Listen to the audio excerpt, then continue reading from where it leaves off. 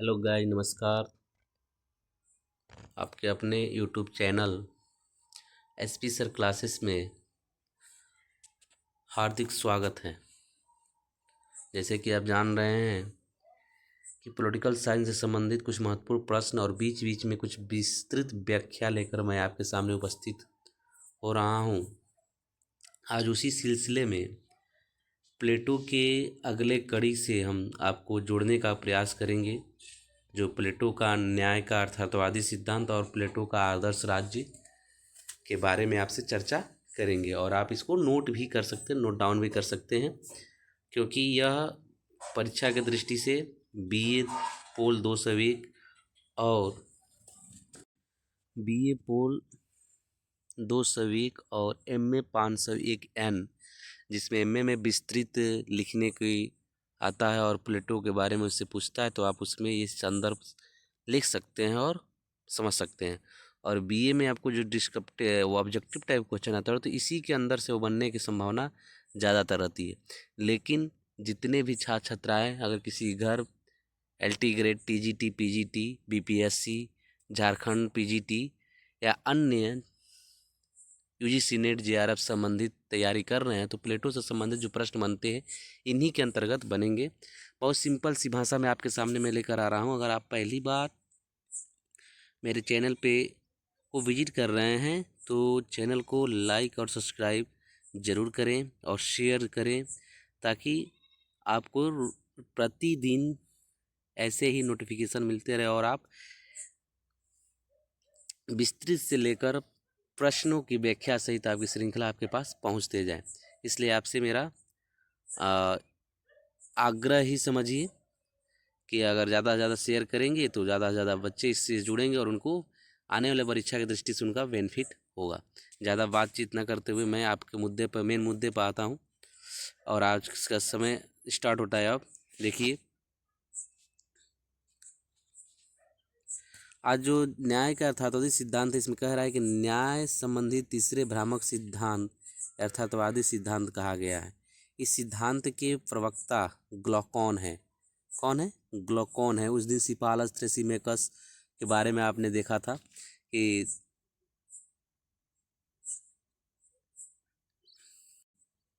ऋण चुका, सत्य बोलना और ऋण चुका देना ही क्या है। लेकिन ग्लॉकॉन यहाँ क्या कहते हैं आपके सामने कि सिद्धांत का सार यह है कि न्याय की उत्पत्ति भय से होती है। मनुष्य स्वाभाविक रूप से नहीं बल्कि आवश्यकता के कारण न्यायी बनता है। जीवन के समस्त लाभों का उपयोग अन्यायी ही करता है, न्यायी नहीं। कहा जाता है जो जितना गलतियां करता जाता है वो उस गलतियों का वो समाधान भी ढूंढता है, इसलिए वो गलतियां करता है। और गलती करने वाला व्यक्ति ही क्या करता है, आगे अन्यायी होता है, वो अन्यायी तरीका से उपभोग करता है और उपभोग करने के बाद वो फिर बाद में पछतावा होने, बस को न्याय की अपेक्षा रहती है।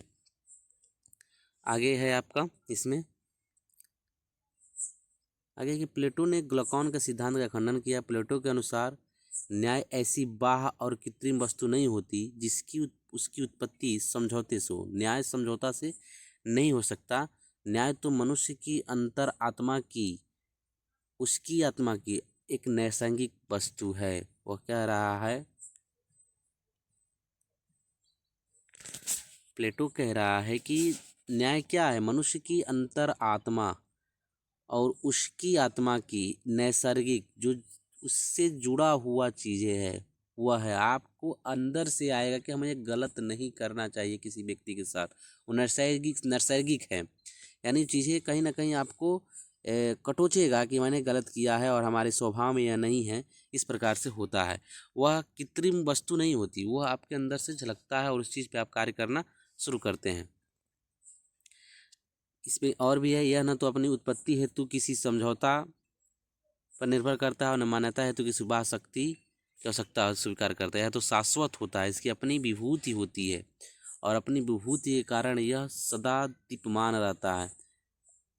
एतयवा ग्लूकान का यह कथन सर्वथा अनुपयुक्त है कि न्याय उत्पत्ति समझौता से होती है और न्याय का कृत्रिम वस्तु नहीं, ऐसा नहीं है। अगला, प्लेटो के न्याय का विचार, कुछ और इसमें चीज़ें हैं जिसको आप देख सकते हैं। प्लेटो कह रहा है कि प्लेटो का न्याय समझ इस धारणा से आधारित है कि प्रत्येक मनुष्य अलग अलग स्वभाव होता है। इस दुनिया में जितने मनुष्य आए हैं उनका स्वभाव क्या है, अलग अलग है। तो उनकी सोच, उनकी मानसिकता, उनका हर एक आकलन अलग अलग तरीका होगा। मनुष्य में 3 गुण उन्होंने बताया है। प्लेटो इस चीज़ को जरूर नोट कीजिएगा। मनुष्य में 3 गुण, आत्मा के 3 गुण बताए। कौन कौन? विवेक, साहस और शुद्धता। विवेक, जिसे मनुष्य में साहस और शुद्धता की जगह विवेक की प्रधानता होती है, मनुष्य विवेकी है। साहस शुद्धता की जगह विवेक की प्रधानता होती है, वो मनुष्य विवेकी है। जिसमें विवेक और शुद्धता की जगह साहस की प्रधानता होती है, वह साहसी है। और जिसमें विवेक और साहस की जगह शुद्धता की प्रधानता होती है, मनुष्य लोभी है। अर्थात जो व्यक्ति विवेकवान है, ज्ञानवान है, बुद्धिमान है और उसके पास साहस है, वह व्यक्ति कोई भी कार्य कर सकता है। लेकिन जो व्यक्ति के अंदर सिर्फ शुद्धता ही विद्यमान है, वो लोभी होगा। ज़्यादा से ज़्यादा किसी चीज़ को अपने अंदर आकर्षित करने की कोशिश करेगा, लूटने की कोशिश करेगा, लेने की कोशिश करेगा, झूठ बोलकर, असत्य बोलकर उस चीज़ को क्या करेगा? लेगा। तो इस तरह के अन्याय की परिकल्पना करता है। अगला है, इसमें अगला पॉइंट आप देख सकते हैं कि आत्मा के प्रत्येक तत्व अपने स्वाभाविक कार्य है तथा विवेक कार्य नियंत्रण करना है, साहस का कार्य रक्षा करना एवं शुद्धता का कार्य भौतिक वस्तु का संचय करना है, अपने अपने स्वभाव के अनुरूप कार्य करना है। प्लेटो का न्याय है। प्लेटो कह रहा है कि व्यक्ति को अपने स्वभाव के अंतर्गत क्या कार्य करना ही क्या है? न्याय है। जब व्यक्ति अपने स्वभाव के अंतर्गत कार्य करता है तो वह व्यक्ति स्वाभाविक रूप से अच्छे कार्य करता है। वो इसी को प्लेटो क्या मानता है? न्याय मानता है। ठीक है, अब प्लेटो के आदर्श राज्य पे चलते हैं। ज़्यादा बड़ा वीडियो नहीं है, छोटा वीडियो हम बना रहे हैं कि आप कम से कम वीडियो को देखेंगे, नोट करेंगे, नोट डाउन करेंगे। अब इस चीज़ से सीख कर, अगर आप पहली बार विजिट कर रहे हैं तो सब्सक्राइब कर लें। आपसे आग्रह है सब्सक्राइब करें, शेयर करें, ताकि ज़्यादा से ज़्यादा लोगों को इसका बेनिफिट मिल सके। ठीक है, प्लेटो के राज्य संबंध विचारों का उद्देश्य निवर्तमान राज्यों का विवेचन करना नहीं था, अपितु ऐसे राज्य की कल्पना करना था जो सत्य की धारणा, आइडिया ऑफ गुड की साकार हो सके, जिसका उद्देश्य मानव के जीवन का उत्तम जीवन प्रदान करना। मानव जीवन, जो प्लेटो का राज्य है वो काल्पनिक राज्य है। जैसे यूटोपिया था, थॉमस मोर का यूटोपिया था, जिसे आप देखेंगे यहाँ स्वप्नलोकी, यानी वो कल्पना करता है कि हमारा राज्य ऐसा हो सकता है। यानी वहाँ पे कहता है जिसका उद्देश्य मानव को उत्तम जीवन प्रदान करना है। क्या करना है? उत्तम जीवन, यानी अच्छी जीवन की आशा करता है और अच्छे जीवन की परिकल्पना करता है, उस राज्य की परिकल्पना करता है। प्लेटो ये भी कहता है कि आदर्श राज्य स्वप्नलोकी विचार है। हम ही कहें अभी यूटोपिया, थॉमस मूर का एक किताब है। किसका? थॉमस मूर का किताब है यूटोपिया। वो भी कल्पना आधारित राज्य की बात करता है। तो उसी आधार पे ये भी बात कर रहा है कि इस दृष्टि से प्लेटो द्वारा वर्णित राज्य आदर्श राज्य कहने की अपेक्षा राज्य का आदर्श कहना उचित होगा। यानी राज्य को आदर्श रूप में देखने का वो प्रतिफलित करता है। अगला पॉइंट, प्लेटो के विचार से जो तत्व आत्मा में पाए जाते हैं वही राज्य में विद्यमान होते हैं। मनुष्य के अंदर जो आत्मा है, जीव है, और उसी जीव के अंतर्गत वो किसी राज्य में निवास करता है। निवास करने के उपरांत वह राज्य में विचरण करता है, बसता है, अपने जीविकोपार्जन आगे चलाता है, उसी आत्मा के अनुरूप कार्य करने का प्रयास करता है। वह आत्मा सत्य के मार्ग पर ले चलने की बात करती है। बात करने के बाद वो इस प्रकार से बताती है कि राज्य आपके जीवन का वह मूल्य धरोहर है जिसके माध्यम से आप अपने जीवन को बदलने का प्रयास करते हैं और चलने का भी प्रयास करते हैं। और उसी आत्मा को वह एक जीव मानता है, और जीव के अंतर्गत जो आत्मा निवास करती है वो आत्मा कहीं ना कहीं मनुष्य को बेड़ियों तोड़कर एक अच्छे राज्य की कल्पना करती है, जहाँ वस्तु क्या है? अस्थायित्व है और वो अच्छे तरह से व्यवस्थित है।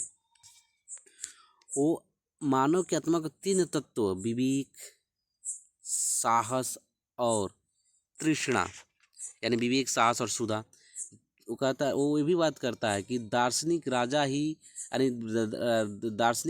राजा हो सकता है, बाकी कोई राजा बनने लायक नहीं है। तो कहता है विवेक और साहस वाला व्यक्ति ही राजा हो सकता है और राज्य में को सही ढंग से ले जा सकता है। लेकिन वो कह रहा है आत्मा के 3 तत्व है। कौन सा? विवेक।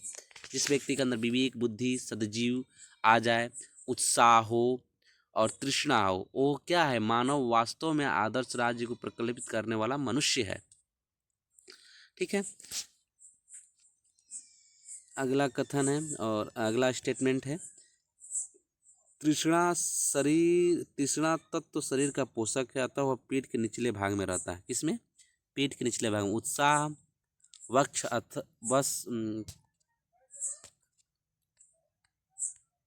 उत्साह तत्व वक्ष स्थल में रहते हुए कार्यकारी एक्टिविटी कार्य करता है। विवेक तत्व चिंतन ज्ञान कार्य करता है, मस्तिष्क में रहता है। अर्थात आप देख रहे हैं तृष्णा क्या है? शरीर तत्वों का पोषक है, यानी आपको क्या जरूरत है, कितना है, कैसे चाहिए, उस पर ये बात करता है। ठीक है, लेकिन चिंतन के विवेक क्या है? चिंतन बुद्धि ज्ञान कार्य करता है और मस्तिष्क में जैसे पारंपरिक संबंधों से समुचित संचालन द्वारा मानव आत्मा का विकास होता है। न्याय वह सद्गुण है, न्याय वह ज्ञान है, न्याय वह सत्य है जो तीनों तत्वों के माध्यम से समुचित सामंजस्य स्थापित करता है, सामंजस्य समायोजन अस्थायित्व प्रदान करता है। यह गुण जो मानव को श्रेष्ठ बनाता है, जो तीनों गुण मनुष्य में हो, मनुष्य क्या होता है? श्रेष्ठतम होता है। और जो मनुष्य श्रेष्ठ होगा उसका राज्य भी श्रेष्ठ होगा, और राज्य क्या होगा? प्रफुल्लित होगा, खुश होगा। और राज्य की संख्या के बारे में भी प्लेटो बताता है। राज्य की संख्या के बारे में आप देखेंगे 5040 की बात करता है। प्लेटो की किताब का नाम द रिपब्लिक, आप बहुत बार बताए होंगे, रिपब्लिक इनकी किताब का नाम है, जो राज्य से संबंधित चीज़ें इसमें बताई गई हैं। आपको वीडियो कैसा लगा एक बार कमेंट बॉक्स में अवश्य बताएं। ये आज का इतना ही, थोड़ा थोड़ा आप समझेंगे तो अच्छे से समझ पाएंगे। ठीक है, और अगले वीडियो का इंतजार करिए। अगला दिन फिर आपका क्या कहते हैं, बहुविकल्पीय प्रश्न, इससे संबंधित चीज़ें आएंगी। और अगर आप मेरे चैनल पर पहली बार हैं तो सब्सक्राइब कीजिए, लाइक कीजिए, शेयर कीजिए। धन्यवाद। जय हिंद, जय भारत।